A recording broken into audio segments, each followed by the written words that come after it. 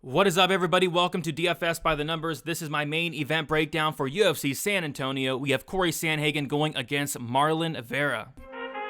I need all the wins, yeah. Harder than all that is. You better move, you might get knocked out. Knocked out. You better move, you might get knocked out. Knocked out. You better move, you might get knocked out. Knocked out. And we're back breaking down another main event, a very good main event in here, UFC San Antonio, a fight that was supposed to happen a couple weeks ago, I believe, but San Antonio needed a main event, and in steps Sandhagen Vera on this card with some fans. I mean, this fight is going to be very fun and exciting. Can't wait to break it down, get into all the numbers, and give my prediction, and maybe we'll talk about some bets as well. But before we get into all of that, if you guys can please leave a like on the video, subscribe to the channel if you have not already. I'll be getting out my full card breakdown and prediction video on Tuesday. Lots of spots sticking out from a violence perspective. I think this is going to be a very violent card in UFC San Antonio, and I think this is going to be a very violent main event as well. So definitely looking forward to it.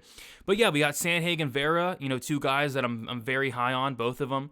Sandhagen's a guy that's huge for the bantamweight division, 5'11", very long, lengthy guy, lots of volume. I love the volume, the cardio of Sandhagen. He has power as well, good finishing ability. Marlon Vera, I don't think there's any way to put it other than Marlon Vera is a dog. This guy is the definition of a dog. It takes him a while to get going. More often than not, he's losing that first round, but he starts to turn it up in that second, that third especially. And 5-round Marlon Vera, I swear this 5-round Marlon Vera is a mythical creature. I mean, this guy just gets better and better as the fight goes on. It's really fun to see. And it's really fun to see kind of the progression of Marlon Vera throughout his UFC career. He made his debut a while ago at this point. Back in like 2014, he actually lost his debut, and he was losing to guys like Davey Grant back in the day as well. But Marlon Vera has improved a lot. Like, he came into the UFC, I want to say he was young. He was like 22, like 21 years old when he came into the UFC. Now he's 30 years old, still a young guy. But yeah, really, really excited to see Marlon Vera in this matchup here. It's another step up in competition. He's able to get through Dominic Cruz, great win. Able to get through Rob Font, another great win. And I'm curious to see if he can beat Sandhagen here. And I'm also curious to see if Sandhagen can beat a killer in Marlon Vera. So yeah, really good fight here. We'll start with Sandhagen. So Sandhagen, 30 years old, 5'11", with a 70-inch reach, 15-4, and 3-2 in his last 5 fights. Marlon Vera, 30 years old, 5'8", with a 70.5-inch reach, 22-7, and 4-1 in his last 5 fights. So yeah, Sandhagen actually the older fighter, which again, it kind of surprised me because Marlon Vera has been in the UFC for forever, it seems like. But yeah, Sandhagen's just slightly older. He's going to be turning 31 in, I think, a month or two.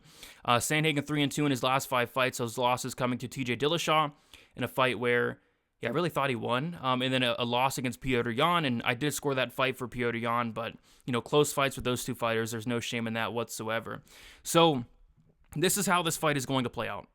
And it's how a lot of Marlon Vera fights play out. Marlon Vera is going to lose the first round. I mean, it's very rare that you see Marlon Vera go out there and win a first round. I mean, off the top of my head, he won a first round against Sean O'Malley. But outside of that, he's losing first rounds more often than not. Especially at this level, he's going to be losing first rounds. He's just somebody that takes a little bit to get going, and that could be a good thing, I suppose, and then a bad thing. Like, you don't want to give up rounds, but Marlon Vera is almost always giving up that first round. But, we have a 5-round fight to work with here. Sandhagen's going to be the minute winner in this matchup. Marlon Vera has just never really been a minute winner in the UFC. He's a moment winner, and he's a very good moment winner. That's why he's kind of got to where he's at, because he can win moments with big shots. He also has, a black belt in BJJ. He's dangerous on the mat when it hits the mat. But on the feet, it's going to be Cory Sandhagen outlanding Marlon Vera, probably picking him apart for the most part, and winning all of these minutes.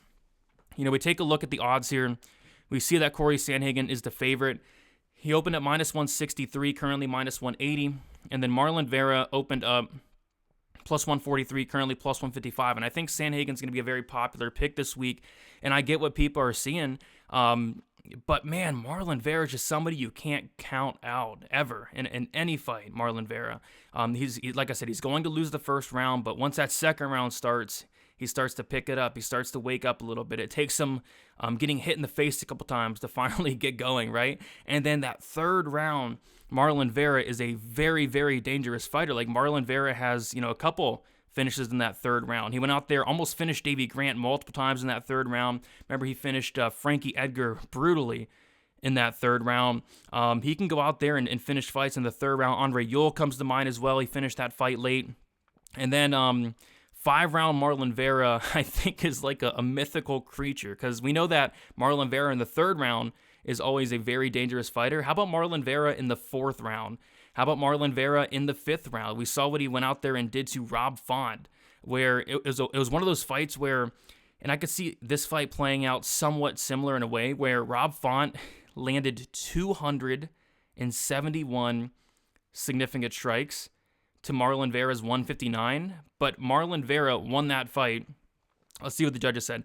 49-46, 49-46, and 48-47. The reason Marlon Vera won that fight was the moment winning. Marlon Vera is not a minute winner. He's a moment winner, and my goodness, did he win a lot of moments in the Rob Font fight.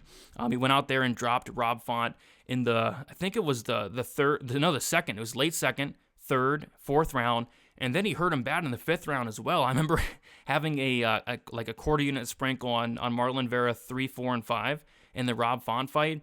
Like, he was so close to finishing Rob Font several times. So he gets better and better as the fight goes on. But yeah, Rob Font was able to outland him, and I think that's going to be the case here.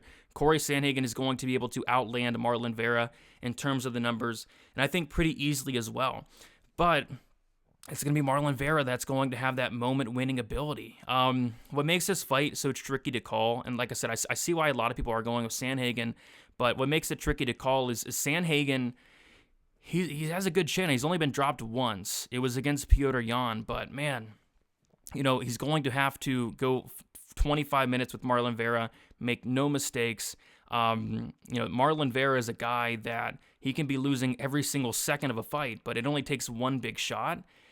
And it's a tough fight to call, because I think Sandhagen's going to be looking like the clear favorite up until Marlon Vera lands that one big shot that can change the entire fight. Marlon Vera is tough as they come. Marlon Vera, the dude has, I think 30 fights. I don't think the dude's ever been knocked down. Like, I don't know what Marlon Vera's chin is made of, but this guy has probably some of the best durability in the UFC. He's a black belt in BJJ. And I don't know if that black belt's going to come into play here. We have seen Sandhagen taken down, and Sandhagen's takedown defense was something I was always concerned about. But Sandhagen's a guy that he can't get taken down, but he'll pop right back up. And Marlon Vera is not really a guy that's going to go for takedowns. I would think it'd be smart for Marlon Vera to mix in takedowns here, and if he does go for takedowns, he will get them. So I'm curious to see if Marlon Vera is going to wrestle, but it's not something he's really shown to be able to go out there and do. It's not really in his game plan, which, man, I would like him to do it here. He did it a little bit against Davey Grant, did it a little bit against Song Yadong, and I'd like to see him do it here, but it's not really something I'm expecting. I'm expecting these guys to strike. I'm expecting Sandhagen to get the better of the numbers, but I don't know. I'm expecting Vera to have some moments here and then have some big moments down the stretch as well. So I'm actually going to take the dog here in Marlon Vera. I get why he is the dog, but he is literally a dog. He's a dog, and he gets better and better as the fight goes on. And yeah, I think he's going to lose minutes. I think he's going to lose the first round, might even lose the second round. But I think, down the stretch, he's going to find some moments. He's going to hurt Sandhagen, and I think he knocks out Cory Sandhagen in this matchup, or I think he can hurt him enough in each round to sway the judges and win a very close decision here. So yeah, it kind of feels like the Rob Font fight, where Sandhagen is going to outland Marlon Vera in terms of the numbers. Vera's not going to be able to compete with those numbers, but it's going to be Marlon Vera who's landing the big shots, who's getting those knockdowns, because I don't see Sandhagen finishing Marlon Vera. Nobody finishes Marlon Vera. So I'm going to take Marlon Vera here. I'm going to take him to win by fourth or fifth round finish. A bet I was looking at, and a bet you always have to look at when Marlon Vera fights, is the finish only, but they're all over it. Marlon Vera finish only is minus 155. It actually opened up minus 145, so money's coming in on that finish only. So they know that Marlon Vera is super durable. Nobody's finishing this guy. And if you like Sandhagen by decision is the way to go, or Sandhagen decision only. Like, Sandhagen by decision right now is like plus 135. That's how I'd play it. But I'm going Vera. I'm going Vera here, fourth or fifth round finish, late finish, and I think he gets Sandhagen out of there. But yeah, man, this is going to be such a good fight, and I cannot wait for it. But the pick is going to be Marlon Vera to get it done. I think he shocked some more people. I mean, he went out there, he surprised people against Rob Font. I know a lot of people were on Dominic Cruz as well. I think he goes out there and surprises some more people. I think Marlon Vera just keeps on getting better. I think he's made so many improvements from when he first entered the UFC, and Sandhagen's a freaking beast in his own right. But I think it's going to be that moment-winning ability that gets Marlon Vera another win here. So give me Marlon Vera for the upset. I'll take him to win by late finish, and should be a phenomenal fight. Leave a like, guys. I do appreciate all the likes. Subscribe to the channel. Look out for that full card breakdown and prediction video coming out on Tuesday. Should be a very fun card. Looking to keep the ball rolling here. 4-event winning streak in terms of a betting perspective. Shout out to Jack Shore for the cash in that round 2, and then shout out to Jake Hadley for finishing Malcolm Gordon. But yeah, looking to keep the ball rolling here. I don't know if I'll have a bet on the main event. Like I said, if anything, I was looking at that Vera finish only, but looks like they're all over it. But yeah, should be a good card, should be a good main event, and definitely looking forward to it, guys. That's about it. Best of luck for UFC San Antonio, and we'll talk to you soon. See you.